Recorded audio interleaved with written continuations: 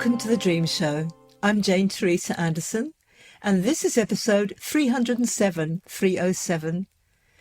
And my guest today, offering her dream for us to explore and interpret, and then sharing her story, is Embodiment Coach, Psychosomatic Healer, former Osteopath, and founder of the Seven Sisters Women's Wellbeing Festival, Lauren Woodman. And based in rural Victoria, Australia, Lauren is a lifelong explorer of both inner and outer worlds. She has spent decades studying healing, consciousness, embodiment, and human transformation. And after building and leading Australia's largest women's wellbeing festival for over 15 years, Lauren now supports women, particularly business owners, coaches and healers, to reconnect with their bodies, understand and trust their inner knowing and body signals, and live from a deeper sense of authenticity, purpose and freedom. So first up in our podcast today, Lauren shares her dream for us to explore and interpret. And as you know, I ask my guests to tell me nothing about the dream they choose until we start recording, as I know you enjoy unravelling the mystery alongside me. And exploring a dream with a guest on the podcast is a relatively light process compared to my private work with clients. On the podcast, we pick out some highlights, hint at some dream interpretation tips, and discover insights that feel safe and appropriate to share in public. Whereas if you book a session with me, we go deeply into your dream, uncover everything you need to know, relate it to your life, and, if you wish, apply dream alchemy to shift beliefs and patterns that are limiting or blocking you, to help you move past stuck, to see solutions to problems, and get inspired about your next steps in life. To find out more about my services and courses, go to janeteresa.com. That's Teresa without an H, and the direct links are in the show notes. And if you haven't done my course, How to Interpret Your Dreams Step by Step yet, today is your day. You can begin right now. The link is also in the show notes. Also a reminder that you can now watch the Dream Show on my YouTube channel. So let's go to rural Victoria and meet Lauren.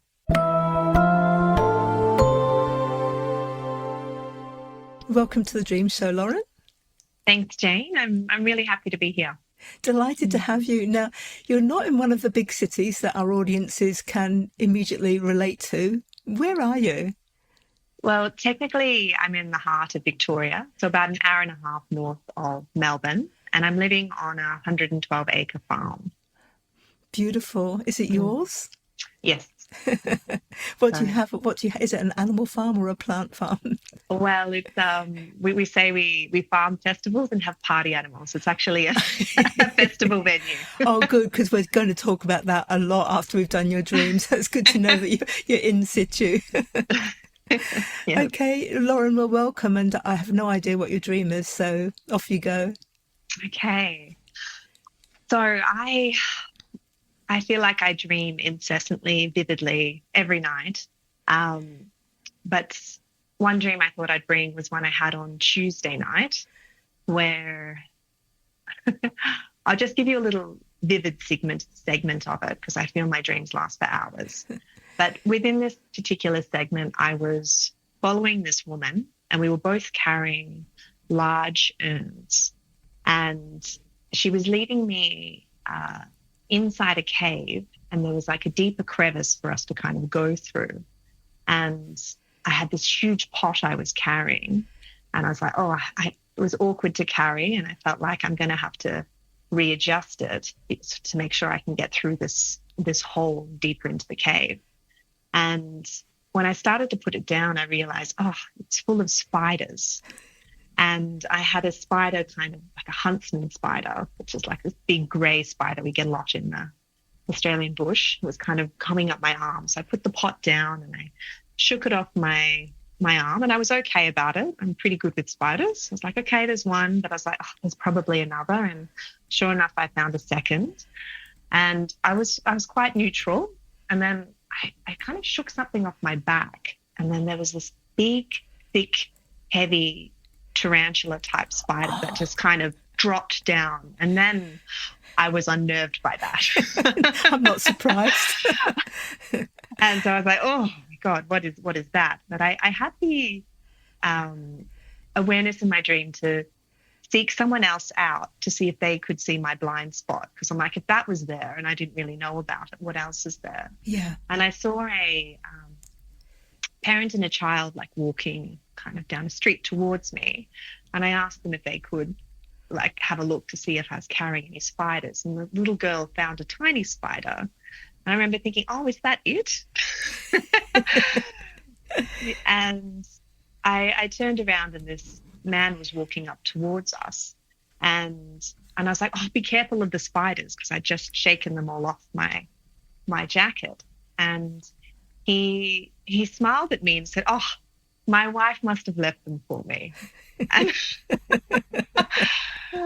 and that was just such a peculiar experience or thing to say. And I was like, oh, but these not for me? Or he seemed almost pleased or touched by it. And then I woke up. And yeah, then I was going to go back into the dream again. But I was like, oh, that's a good dream.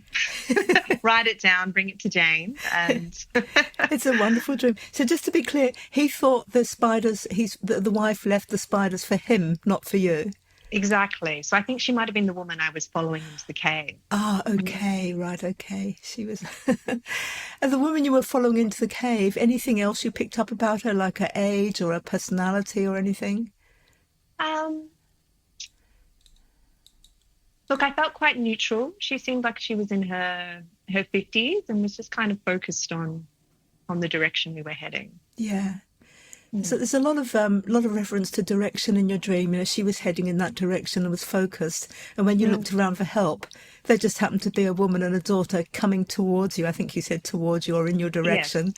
And then after that, there was a man coming in your direction. There's all these people actually. There's sort of a bit of a focus on direction. Yes. In there, which is quite interesting. Ah, okay. And the little girl, roughly how old would she have been, do you think? I think she would have been about 6 or 7. Yeah. Because sometimes the age of a child in a dream sometimes it's not, but it can be a bit of a pointer towards something else that the dream's referencing. So in other words, if she's 6 or 7, she's been in your life, she's been in life for 6 or 7 years. So we may be referencing something that's 6 or 7 years old coming into play there, but maybe not. We'll just put that to one side. So first of all, you had the women coming towards you, and then it was a man coming towards you. So we've got kind of 2 points of view. There, a sort of female yin point of view and a male yang point of view. But let's go to the very beginning. You said they were large urns. Did you say urns? Yes, yeah. Large terracotta urns, and they were a little bit awkward to carry. Yeah. So what would you normally use a terracotta urn for yourself? I wouldn't, so that's why it's quite unusual. Right. It was like a large pot. You'd probably put a plant in it, but it felt like something that might have been storing water centuries ago. Okay, yeah, because of the shape, because it was an urn. Yeah. Yes. That's really interesting, because when you first mentioned urn, I mean, my personal mind went to, like a burial urn, like it's with ashes. So I had to check that wasn't what it was with you. Yes, no.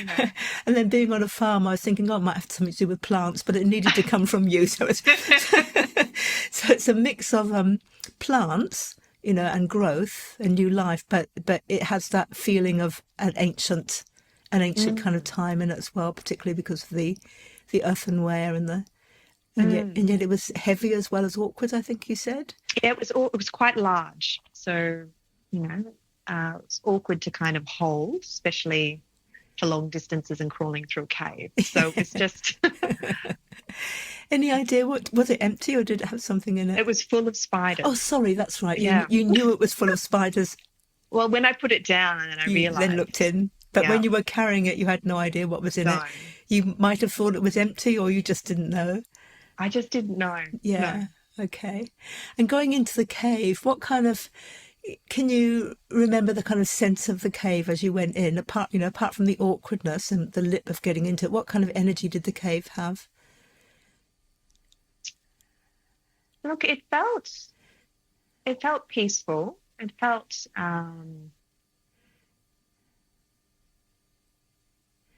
look, there was no negative charge around it. It was just like, okay, we're going into this cave, and it was more seeing the slither of the crevice that we needed to get to deeper into the cave. It was like, oh, that was pitch black. Yes. And that was a bit of going to be an awkward climb through.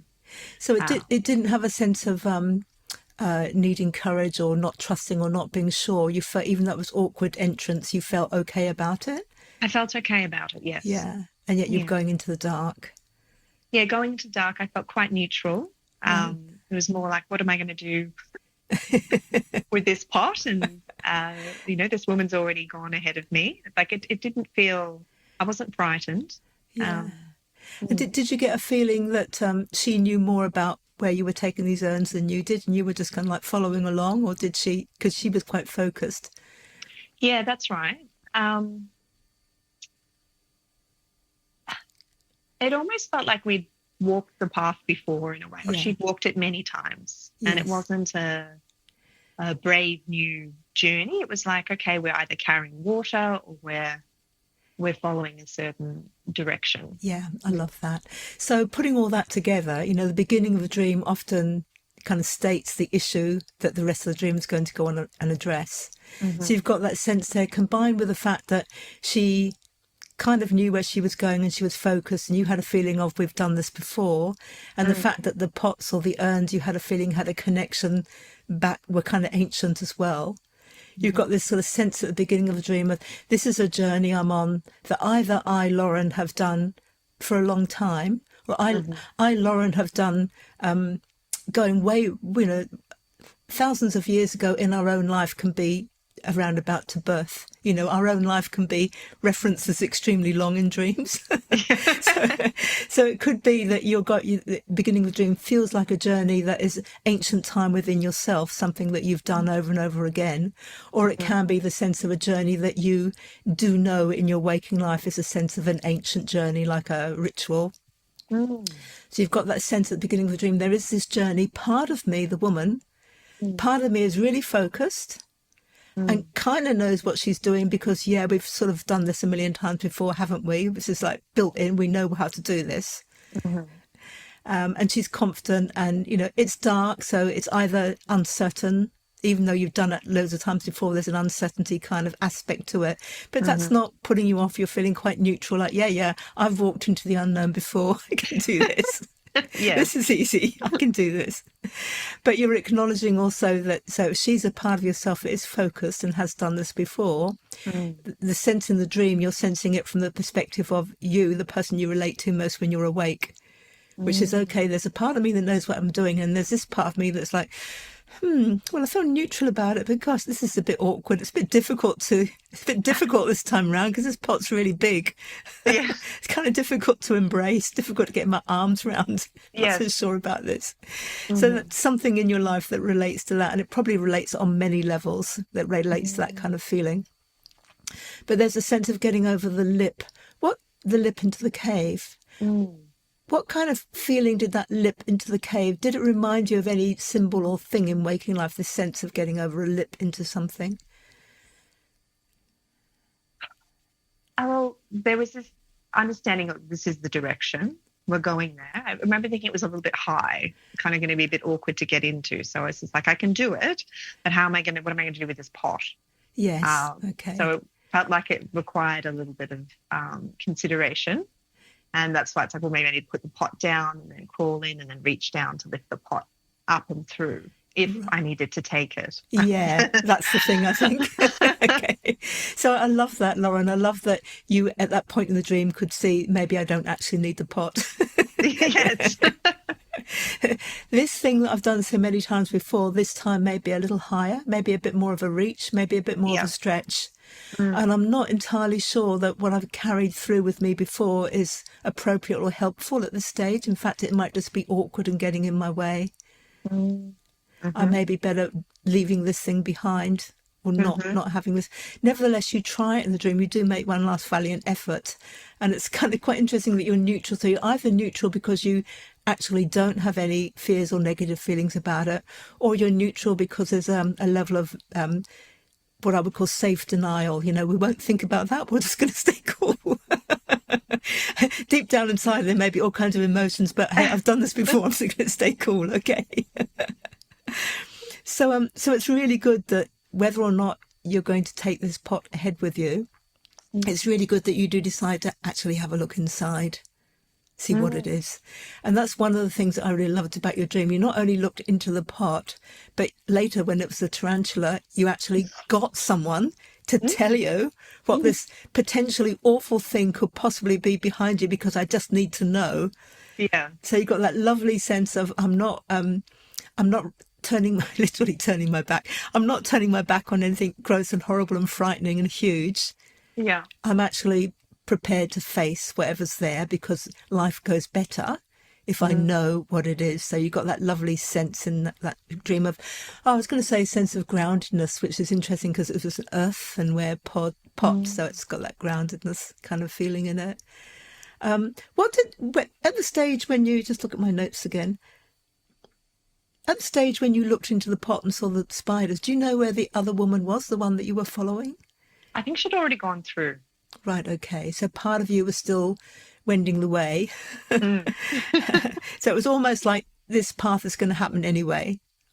Yes. Yeah. I just would prefer to know whether to take this thing with me or what this is that I'm carrying. Yes. Yeah. Or what's on my back? What have I allowed to spill over, and what can't I see? Like exactly. There was the shock about seeing the tarantula, because I'm like, well, that's a much bigger, larger, scarier spider than I anticipated or was familiar with. And then it's like, well, what else is there? I need someone else to help me see my blind spots. Which is absolutely wonderful. Really love that. But it's interesting that it built up slowly, that first of all, it was one huntsman spider. Yes. People listening internationally that haven't seen a huntsman, they are huge. They are really, really big, and they're harmless, but they are big and they're fast. Yes. So first of all, it was like, oh yeah, the one spider. Then it was, I think you said, I know there's going to be another one. There'll probably be another, you said. So there was a second before we got to the tarantula stage. So it's that kind of feeling. Correct. Yeah. Which you often get in life, don't you? When there's something potentially frightening or scary looming, you kind of see shadows of it or bits of it before. And or maybe we allow ourselves to be neutral about the first sightings of something, the first feelings of something that could be frightening. We go, no, that's okay, I can cope with that. The second one, no, that's okay. Oh God, no, actually it's a bloody big tarantula. I'm not so okay with that. So it kind of shows the point at which you go, yeah, no. And what did you say about the huntsman? I didn't write it down, but you said something about I'm okay with the huntsman. I'm okay with the huntsman. I could just flick them off, and I'm like, yeah, okay, there's one, there's another. Then I flick something off my back that is like, oof. So as in life, we flick things off, or we flick things off, like, I don't know, meetings or projects, whatever, but we also flick fears off. That's okay. I can deal with that. I can deal with that. But it's the one that you may not be able to see, the one that's behind you. The ones that you can see are manageable, aren't they? And it's interesting they were on both your arms, because people listening to audio version will have missed the fact that you showed me a spider on your left arm and then a spider on your right arm, so they were on each arm. And it was your arms that were doing all the work in the dream, holding that pot. And you said wrapping my arms around it or embracing it or holding it or something. So that's kind of really emphasizes that feeling of the effort of holding, but I can flick that off. I'm used to this. I'm used to carrying this weight, this burden. Yeah. I'm used to this, but what's that behind me? Yeah. So, and that was the first point at which you tipped over from neutral into a stronger emotion. You felt unnerved. It was a tarantula, and I love that even in the dream you already knew this was a blind spot, because if you didn't say that in the dream, all of us listening in would have been, it's a blind spot, it's behind you. Yeah. So you're looking at not only what's the what is my blind spot? I want to see my blind spots about this journey I'm undertaking, or this proposition that I've got, or whether or not to put this baggage down and continue without it. There's not only a blind spot, but there's also may or may not reference something in your past because it's behind you, which may or may not reference the 5 or 6 year old girl, something from 5 or 6 years ago that may or may not form part of this blind spot. Yeah, because it's great that you, being the person you are, the very super aware person, then instantly want someone to have a look for you. So it's interesting that the woman and the 5 or 6 year old girl are the ones that happen to be coming towards you. So it's possible, once again, that something that happened 5 or 6 years ago is a part of yourself that may need to reference, is this something behind you that has grown to tarantula size in the meantime? Or is something that happened then that has created a kind of blind spot to you now? Anyway, they just, what do? She just says, oh, it's just a tarantula spider, or what did she say? I can't remember. Well, I asked them to have a look at me and see if there's any other spiders on my jacket. And she picked up a little spider and showed me, and I looked at it and I was like, oh, is that all? Oh, that's right. Yeah. So it wasn't a tarantula in the end. It just felt like it. Well, there was a tarantula. I had knocked those 3 off me. Okay, right. And I was like, bam, bam, bam. Then I was frightened by the tarantula and be like, what is there I cannot see? What's else? Okay. I need someone else to see my back. And then when I was almost a little bit disappointed almost, or when I saw she was only a little spider. And it's like, when I've dealt with all those, you're telling me there's only this little one left. And that's it. I was expecting that there would be more. Is there a part of yourself that really enjoys a challenge and really enjoys a bit of drama and can be disappointed when it's all dealt with? Oh, look, I love the relief. I think maybe I was surprised that I had to deal with maybe the big spiders on my own. Yeah. And so when I sought help, it was for something so became small. Smaller. Yeah.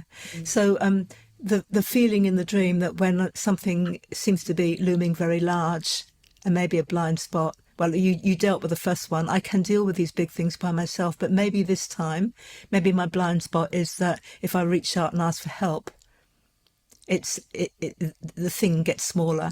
Is that all it is? Is that all it was? Something can feel big and onerous and unnerving on itself, and I can deal with that because I'm Lauren.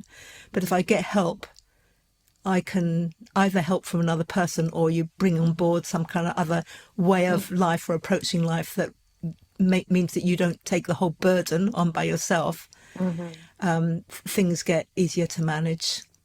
So there's a sense of you flicked off 3 things. So that the dream was on Tuesday, and a dream is often, we'll get to the man in a minute, a dream is often processing your conscious and unconscious experiences of the last 1 or 2 days, and then comparing them to any similar experiences in the past in order to, in an ideal world, wake up with a reset mindset to go forward the next day. So it's possible in that 1 or 2 days before that you either experience a sense of flicking off 2 things that didn't bother you and flicking off something really, really big, or that you got that sense of flicking off or anticipating things, and your dream went back and went, yeah, well, in your life you flicked off small things, you flicked off big things, but it definitely referenced 3 things, 2 small flicking offs and 1 big flicking off. Careful not with the tongue twisters there. And then what's next? And finding it's just a small, easy one. Yeah. Yeah. And then, why did you want the man? Did you just want another point of view, or was he just coming towards you? He was just coming towards me. Right. So I just turned around and he was there, and I was like, I should warn him about the spiders. Right. Because I had just flicked them off me and they were on the ground. Yeah, on the ground again. So I was like, I need to let him know that, because they've taken them off me and they were there. So when you said that, you actually looked a little bit over your shoulder. Was he behind you in the dream? Did he come up from behind you? He was behind. He was coming up from behind. Right, okay. And then I was wanting to warn him, like, just, watch your feet. How old was he about? He was probably in his late 40s. Yeah. Or early 50s. Early 50s. Yeah. Okay. So he may be a part of yourself. We went from the female point of view. And the female point of view was basically, well, you've dealt with 3 hard things, well, you need to reach out for help. We can help you. Receive support from us, and everything will be fine. And you then want to look at the male aspect, the how do I get this into the outer world, or whatever, however you perceive the male aspect. And he came up from behind, so it's almost like, in a sense, we had from behind the tarantula. Then once that was dealt with, the is that all it is? A little one. And then we've got the man himself. And sometimes in dreams, sometimes but not always, because every dream is unique, an animal in our dream will often represent an energy that is more unconscious, that is just coming up for us, but it hasn't come up sufficiently into our mind that it takes the form of a person. Okay. That people are more conscious, animals are more instinctive or energy feeling. So the fact that in your dream you went from, I know it feels really weird to call spider an animal, but anyway, you went from great big tarantula animal to, is that all it is, animal, to human man. So we've gone from something, an unconscious energy, into a bit more conscious and handleable, to really conscious about this now, man shape in the dream. So that a lovely dream which actually captures that sense of becoming aware of something, becoming aware in this sense that something that was potentially really scary that you have dealt with in the past has actually kind of diffused. But you still want to give him the warning. There's still something could happen here. There might be more to this than meets the eye. And he's actually surprised us all because he's quite happy about the spiders. He thinks, tell us about the wife again. He was just like, my wife must have left them for me in like a joyous kind of sweet, endearing way. And I was very perplexed by that, because I was like, it was like, what, they're not for me, or they're not mine, and you're happy about them? It was What do you think that, what kind of, why might she have given him a gift of spiders, or how did he perceive that? I saw it almost as a gift of love. A gift of love, okay. So let's spin, I hate to say spin because spiders spin, don't they? But let's spin that a little bit.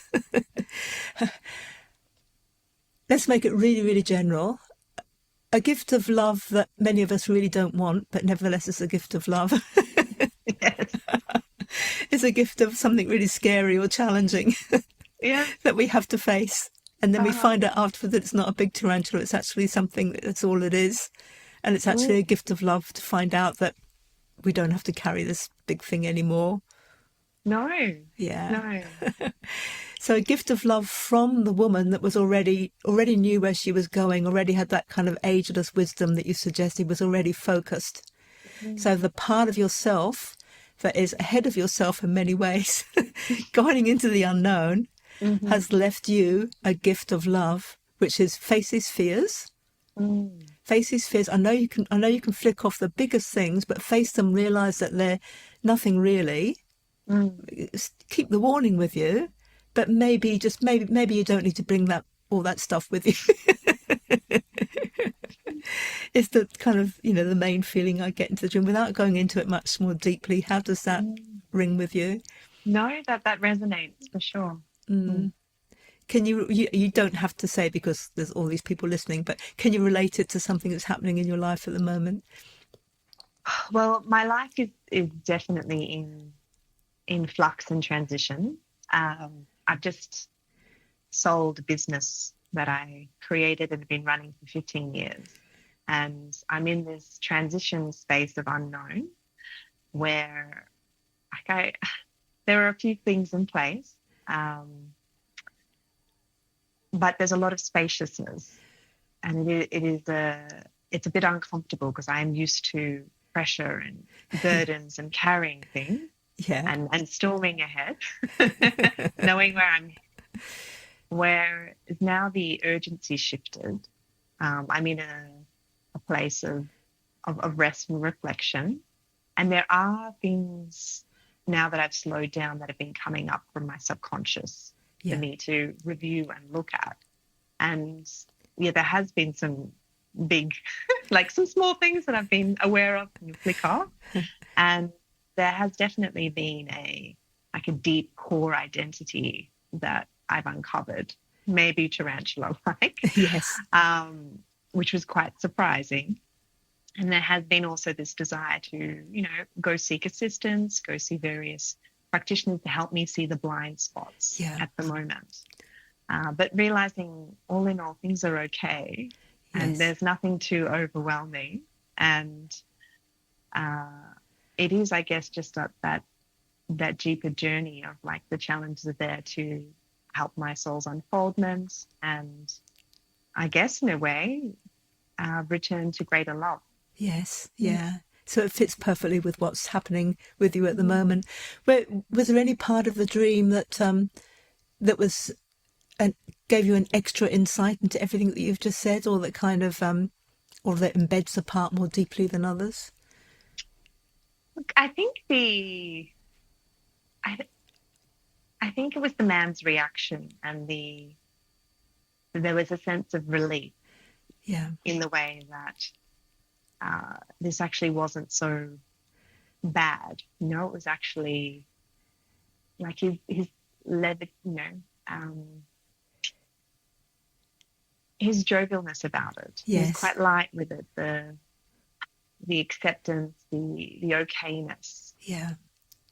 Something that, who wants large tarantulas on their back and they're carrying buckets of spiders, but it felt like it was all fine. Yeah. And in one way, a support. This is, Yes, I love that. So a level of recognition of the gift of love, of difficult times and challenging times, and acceptance of it, and the levity that he had, which is part of the spiritual journey, isn't it? It's just getting lighter and lighter, and seeing the funny side of things even when they're difficult, letting things drop away. So, one of the many things you could do there once you've reflected. And the other thing was something that kind of compounds with what you say, and was what I saw early on in it, is that sense of when I said to you, are you always disappointed when there's a challenge or a drama is over? Because is that all it is? So being aware of that in this kind of rest and reassessment period, I'm not asking you these questions to answer, but to give you to contemplate, what is the role of drama and challenge in my life? How do I really feel when the drama and challenges drop away? What am I left with? Am I left with a gift or not? How do I feel about that? Do I want to bring challenges in? Do I not? Is this a space to think about and, contemplate all of that? And then when you come out of that period and decide what you want and what you don't want, to decide, well, do you metaphorically want to take that pot of spiders with you? Do you want to take an empty pot with you? Do you want to take a pot filled with something else inside you? Do you want to take no pot? Do you want to put that down and kind of work out metaphorically how you want to move ahead from now around that pot? And then create a dream alchemy, which would be, long story short, would be a visualization of being in the dream and doing whatever you have decided to do with that pot. Or painting it, or drawing it, or writing a story about it, or just working with that symbol in a way that transforms either the symbol itself, the urn, or what you do with it. You could do dream alchemy with any part of a dream or any symbol. It feels to me that that's the one, particularly because it's so ancient, has an ancient feeling, like something that's been with me, Lauren, for a long time, that I'm now not so sure that it's awkward in my life. How do I want to change this thing as I go forward? So to work it awake, not asleep, obviously that would be really hard to do unless you were lucid dreaming, but to awake, work with that symbol and transform it. And the more you transform it to represent how you want to move forward, you're communicating with your unconscious mind. You're speaking to it using your unconscious mind's language. Your unconscious mind said, this is the language of what's awkward to carry, great big herd full of spiders.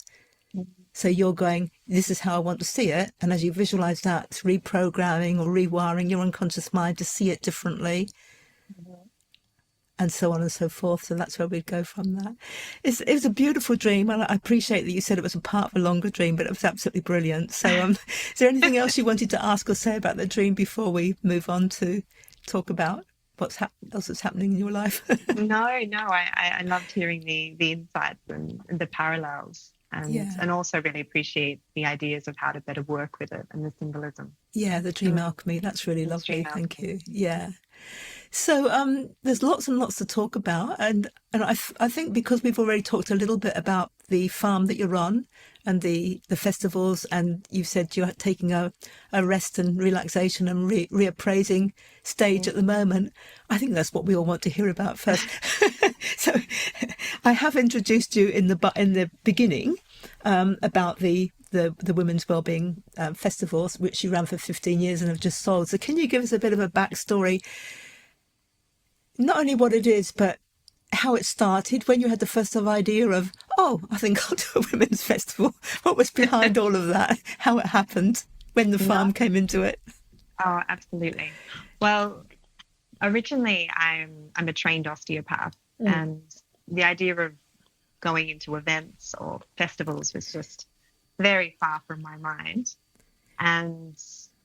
But I had, at that time, was early 20s, I had started going to certain outdoor festivals and events, and I was so inspired by the creativity and how open and playful people were in this kind of environment. It felt like I was witnessing adults kind of really be their most joyous, free, authentic selves.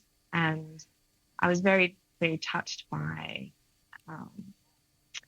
I guess, some of the festivals would have a bit of art and a bit of healing and a few random workshops on the side, but predominantly be music-based. Yeah. But I was really drawn to the workshops and the healing and the art. And I was like, I'd love to be involved in a festival at some point. And during that time, I'd also been doing a lot of women's work, women's circle work. And it had such a big impact on me, how I related to my body and understood my hormones and my cycles and, correlations with nature. And being in that space and connecting with women was very transformative. And I really wanted that experience to be more accessible. And this is at the time before Facebook and online courses were a thing. It felt like this information was quite inaccessible. And I was like, well, I'd love to create this on a larger scale and bring a whole bunch of women together and gather all these great teachers, and in one weekend people can kind of curate their own experience based on their interests. Yeah. And I was very naive and very enthusiastic. Aren't we all at the beginning of things? Yeah. Oh, yeah. And I was like, well, I just need to find a venue and pick a date and build a website. And I just kind of followed the ball. And, I just told everyone about it. And I met people and they're like, I'd love to do a store, or I can bring my food truck, or I'll work in your healing village. And I just basically said yes to whoever came along. And I had so many people tell me, like, Lauren, you can't run a festival on that budget, or this isn't possible. And, I had a lot of things, just synchronicities fall in place that actually made it possible. And we had 350 women come to the first event. Fantastic. And then the next year, 700, and then 1,400. And I had to cut back on my osteo work because it just kept growing and asking more of me. And 15 years later, I felt also that the energy shifted, well, probably a couple of years beforehand. And I was very much recognizing that, this isn't actually in alignment anymore. And that was with you, or with the way the world is now, or with me. And leading something like that carries so much heart and dedication and focus with any business. And when I was very truthful with myself, I felt that there'd been a shift, and it was the creation of my 23-year-old self. Yes. And I very much wanted to support these like transformational spaces.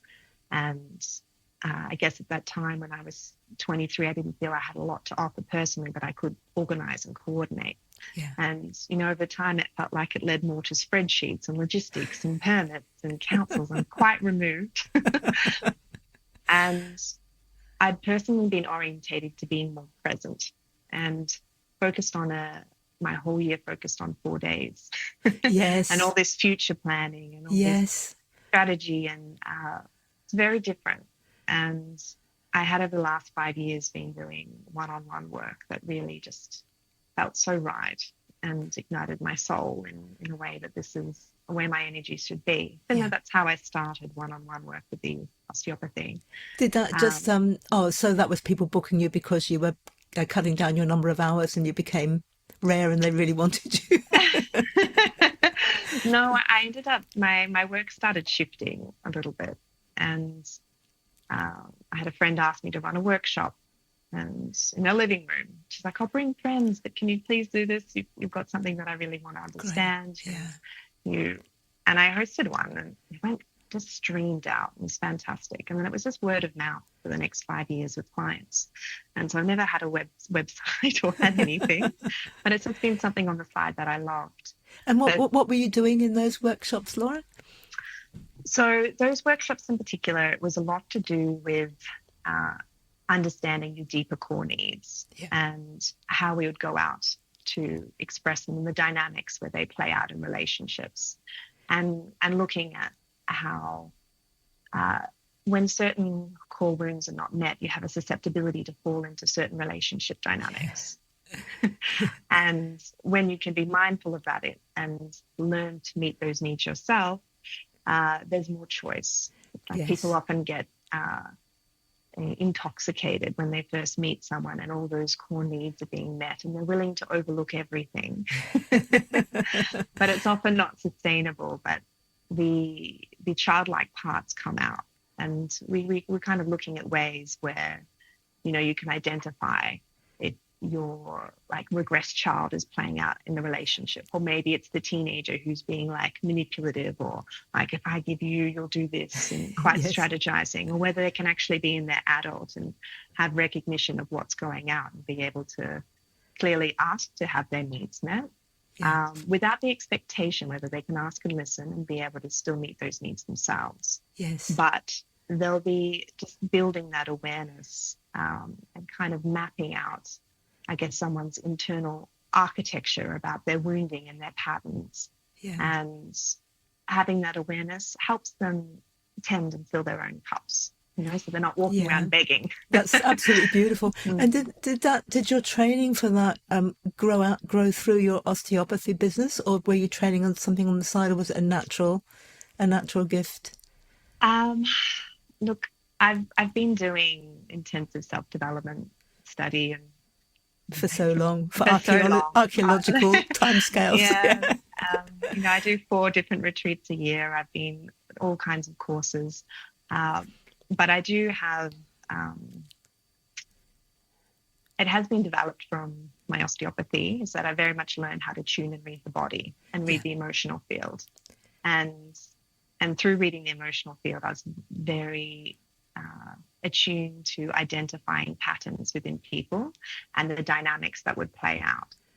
So it helped me kind of create a framework and a better understanding. So for you, was the osteopathy one of the gifts along the way that actually taught you what you need to know to do what you're moving on to do, in the sense of reading the energy and reading the body?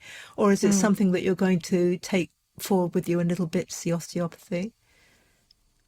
Look, I think what it gave me was a very deep appreciation for the body and the systems and anatomy and the foundations. We studied psychology and neuroanatomy and really understanding the body as a whole. Osteopathy is quite a beautiful practice, and it's very holistic in its foundation. It always wants to treat the whole, look at the whole. And I've kind of moved away from more hands-on work, but what I am still quite attuned to is reading people's fields. Infinity, that's really lovely. It's not related, but I'll mention it because it kind of is. In the dream, I didn't mean to reference dream again. In the dream, you've got the earthenware pots, which with the earth is not a big stretch from bones. No. And that sense of hands-on the urn in the dream, and as you were saying, the hands-on work of osteopathy, that you're moving away from the hands-on to the not hands-on. So there just may or may not be that reflection in the dream too. I love that. What a journey. And so interesting that you that you went from that osteopathy work to, and everything that gifted you, to doing that totally business or what was that, 361 days of the year, planning for 4 days of the year. Totally out there, completely different. Yeah. And yet, perhaps apart from congratulations, a huge thing that you achieved. What was it? Australia's or the world's largest, or what's the Women's Festival, yeah. the world's largest women's festival for 15? I mean, that was a huge thing. Why do you think, apart from the gift that you gave everyone through that festival, what did it give you that you're now going through this period of rest apart from the word of mouth work that you've got to reassess? In that reassessment, what did that give you in terms of moving ahead with your next steps in your life now? Sorry, could you rephrase that? What? Yeah. When you look back on, particularly on the last 15 years of running the festival before you solved it, what do you think its gift was? What do you think its purpose was in blessing what you are now moving forward to do? Wow. uh, Look, it's really brought everything up to the surface. I've been challenged in so many ways that I never would have expected. It's shown me all my areas of vulnerability where I could step up more. It showed me all my patterns. So I felt like it brought all my childhood lessons and amplified them under intense pressure with thousands of people and high stakes, and really mirrored to me the areas where I could let go, where I could grow, or my pattern. It also very much challenged my capacity. I felt like each year I had to keep stretching, had to keep learning. Every year brought something new, something different. And there was a lot of persistence and steadfastness. When I got to the stage of letting it go, there was also a 2-year period before I could find the right person to hand it on to. Oh, yes. And so that was a journey in itself. So it was a bit of a tarantula of a business with great gifts in it. But also, congratulations. That's hard to do when you are so invested in something as you were, as you said, that, each year was a new challenge and you wanted to keep on going. You had this thing that you wanted to keep on going for everybody else. And then I guess you had this decision, do I just make it bigger and bigger and bigger and bigger and bigger for the rest of my life? Or do I say, this is where I get off and do something else? And that is, for someone that's very dedicated and focused, I guess like the woman in the dream, or at one point, that can be such a big step to take. So congratulations for taking that, and congratulations too for choosing then not necessarily to jump into something else, but to take time out to. How long have you been in this kind of fertile, restful space? It's just been 2 months, so it's still quite fresh. Good. Yeah. And it's still been handover, and life still has things happening. But there's just the pressure's been relieved, and I felt a sense of just completion. That's and so lovely. It really, I think the last year especially, really helped me just tide up any remaining loose ends, things I needed to reflect, things I needed to let go. And people are asking, it's like, oh, do you regret it? Do you miss it? And it's like, I can't explain the level of completion that I feel. That's beautiful. You must have done beautiful work in order to feel that sense of completion, which is really lovely. Are you going to stay in the house on the farm? Yeah. So that was one of the transitions. We got a permit to host other festivals on the land. So I'm still tending to the land. I've just bought 500 trees to plant. Oh, wow. And we're still kind of creating a beautiful venue that can support other event holders, and for the festival to continue, Seven Sisters Festival to continue being here. That's really wonderful. So that's happening, and like it's interesting feeling into the tides, or feeling where are the currents, where is it leading you? And at the moment it's just very clear that this is just rest, this is just integrate. And it's a different feeling to feel the truth of that when there has been so much drive and so much holding. Yes. What do I do with this? What do I do with life when I don't have this sense of drive and holding? Mm. You're I think you said to me that although we're actually recording this a couple of months before it goes out, you did say to me before we started that you're building a website. So although you're still now, as we're speaking, in your fertile period, do you have a sense of what you're going to be expressing on that website that people who are listening now will be able to access? Maybe if you finish it, I'm sure you will. Or are you still letting, do you want to talk about that now, or is that still all falling into place?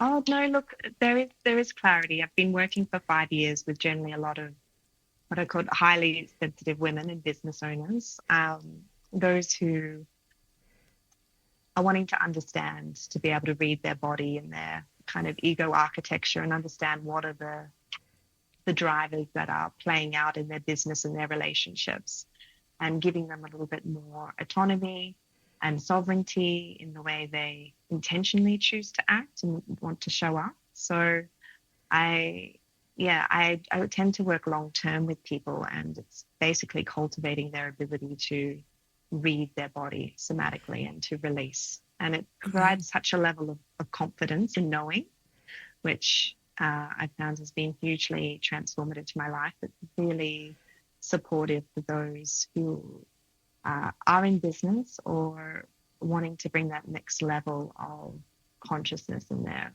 relational patterns. I love that, and I love the sense that you're working with them long term, so you are there as their guide, but Mm, your ultimate aim is not to have them as a client forever. It's to teach them how to listen to their own body and learn, and mm, gradually, I guess, go off on their own, but be there as that supportive person throughout there, and their coach and their guide, which yeah. is really, really lovely. And I love the way there too that you're bridging the difference between the big world work, like your big Mm, 15 years, hmm. and what that's built upon, what the conscious, the level of what's happening unconsciously within the person, and bringing that into consciously, balancing the inner world and the outer world, bringing them into, I guess, alignment's the word. Hmm. Yeah. So that the Mm. person is running their business consciously from a authentic point of view. Is that what you're saying? Yeah, Yeah. absolutely. Well, part of how I work is I'm able to read the field. I can feel how energy blockages. I can Yeah. feel the structure of certain like ego identity parts. Yes. And so it's the marrying and the reflection and the supporting them to be able to identify it within themselves that can be really helpful when you can to unblend and Beautiful. to have that space. So it's very, very satisfying. And I just find that there's a level of awareness and confidence, um, that my clients tend to embody that they can then carry with them into their Yeah. next stages. Yeah. Yeah. So, is that work, with reading the energy fields, for example, is it work that you are more comfortable doing face to face, as in physically, or can you do it over Zoom? For just thinking for people listening that may want to work with you. Oh, I mostly work over Zoom, Yeah. but it's amazing what you can pick up in Yeah. the field and the thought forms and Oh, I'm just yeah. thinking, what forced us all onto Zoom was COVID, really, wasn't it? And it's Mm, 2026 now, so that was what, 2020. So that's six. Your little girl in the dream was 5 or 6 years old. So that's I right. don't know whether that relates. Well, that certainly was a challenging period It because it was was. legal to run festivals, and I had just purchased the farm and had a lot of Oh, financial pressure with. what did you do? What happened?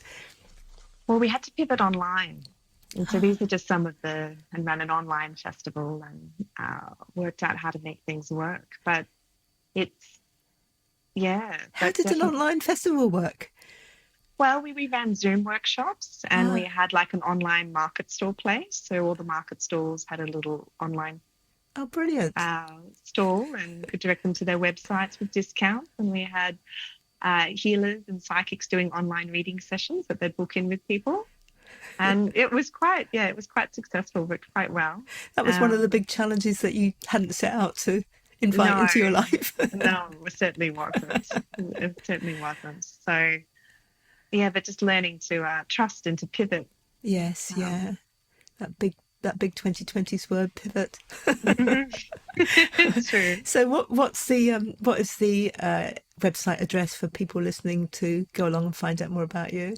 They can go to drlaurenwoodman.com. Dr. Lauren Woodman, all one word.com. All one word. Yeah, and I'll put that link in the show notes as well. Fantastic. Well, I know we've only just scooped into a tiny weeny bit of your amazing life, but it's been great, and the dream was a lovely one to explore with you. And I have to say to people listening in, if you go and see the YouTube, we've only been doing the visual version of it, Lauren, for this year. The show's been going for 17 years. Amazing. But so most of our audience are still over on audio because that's what they're used to, on Spotify and Apple. But I'm gradually saying, come across and have a look. So if you come across and you have a look, you see Lauren's lovely background with all the plants and the greenery, which kind of just emphasised, your background emphasised everything that we've been talking about so beautifully, and it looks so calm and tranquil and growing. So thank you for being a lovely guest and for bringing your dream, Lauren. Thank you, Jane. Appreciate that. It's lovely, isn't it, to always be reminded of the importance of taking time out. You finish one big job, you finish a project, you finish a way of being, you finish a business, you finish a relationship, and instead of jumping into the next thing straight away, taking that time out, as Lauren has done, to reflect, to integrate the gifts, to take the pause, to allow things to come to you, and to create that picture and that steadiness and that readiness to go on and birth whatever it is you're going to go and do. So there was a lovely example of that, as well, of course, as the beautiful dream that we explored there, and hearing all about Lauren's life in the past and where she's heading to now. So a reminder of how you can get in contact with Lauren or learn more about her, and her website address is drlaurenwoodman.com. That's Dr. Lauren Woodman, all one word.com, and you'll find the link in the show notes. You might also like to explore the many ways I can help you with your dreams. You might like to book a dream alchemy session, a nightmare relief consultation, or take a 10-week dream therapy journey with me. Or you might like to take the next step in mastering the art, science and alchemy of working with your dreams over at the Dream Academy. And you can find your way to all of these through my website at janeteresa.com. That's Teresa without an H, or follow the links in the show notes. Thank you, as always, to Ewan Gray for sound editing, video editing, and composing our beautiful theme music. And thank you for listening to yet another episode of The Dream Show. Please do share it with people, and please do follow if you haven't followed until now. Until next time, have a beautiful day. I'm Jane Teresa Anderson.